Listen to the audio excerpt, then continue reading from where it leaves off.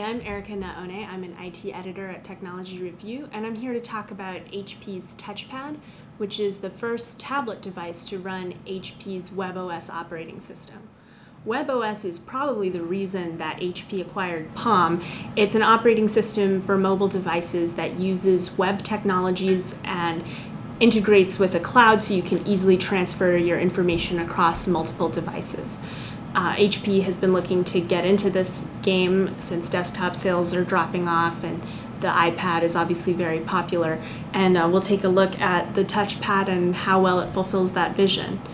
So the touchpad is similar to Apple's iPad, both in price and appearance. It feels heavier than the iPad, but otherwise it is similar size, has a similar type of control. Like the iPad, it just has one button down here, and the rest of it is done through touch. Just to take a look at the interface, some of the strengths of WebOS are supposed to be that it has true multitasking. So right now I have several applications open on the touchpad at the same time. I have a Facebook application built by Palm, or by HP. I have Adobe Reader, I have a Maps application. They're all running, and it's very easy for me to switch between them. I can decide to go into the Maps application, and it pops up large, and then if I want to see all the applications that are running, I can come back to this view. To close something, I just throw it off the screen. So HP's done a lot of work to try to make this multitasking interface intuitive. They also have an app that they built with Facebook that uses some of the operating system's features to make a smooth experience navigating it. I can slide in and out of different views. I can expand things by moving them. And this is a demonstration for how the apps can work on the device. HP has built an app store where you can get applications for WebOS. There are applications already built for smartphones, and there are a few built specifically for the tablet. You can visit the App Store directly from the device, and it will recommend featured apps and offer you both paid and free apps that you can download. However, it doesn't have as many apps as Apple does.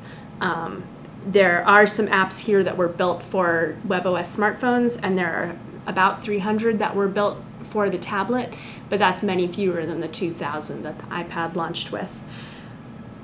One thing to remember about WebOS is that it was always meant to run across multiple devices.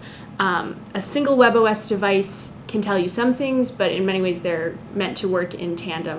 When HP launched these, they launched the touchpad at the same time that they announced the Veer and the Pre, and they spent time then demonstrating how the devices could interact.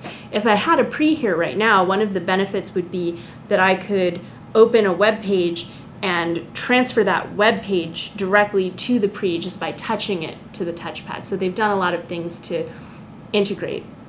There's some other evidence of the need for integration scattered throughout the device.